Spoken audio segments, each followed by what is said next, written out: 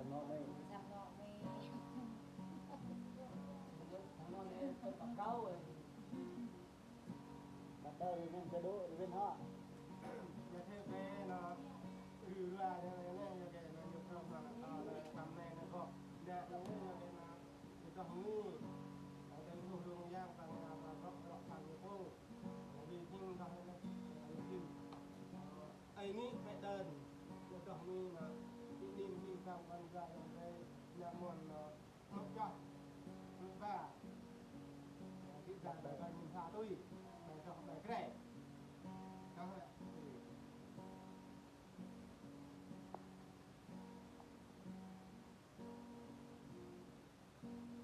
Ô lá ni mà ba nơi nhà để ơ mà ô không tay sang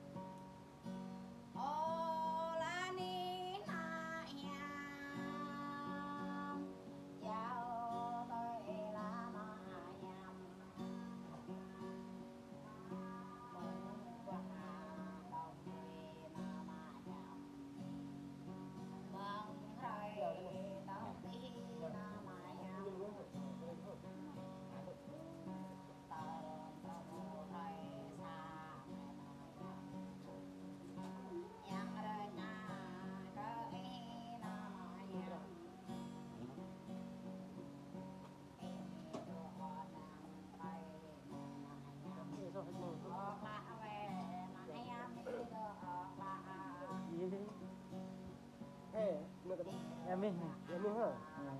cho lại cà phê tôi lẹp về ý không đỏ lẹp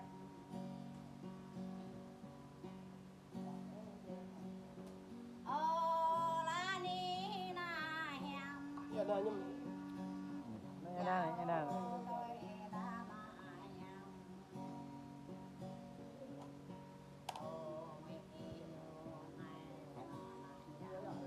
ô có mi ta như này hèm đi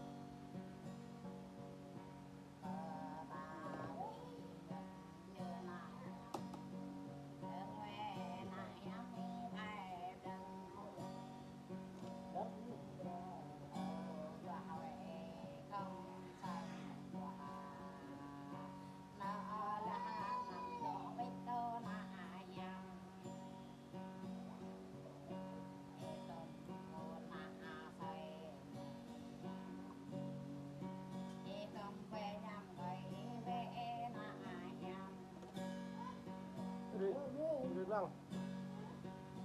dạ nè Nè madam.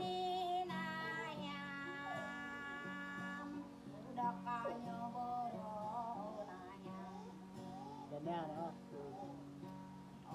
mà đấy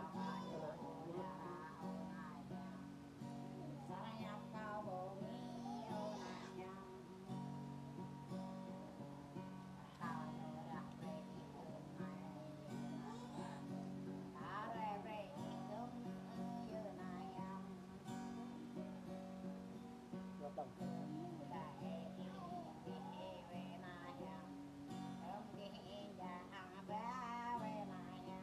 dư đất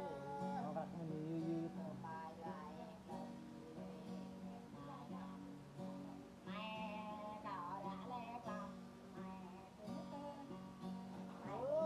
hai một chỗ hai mình xàm nữa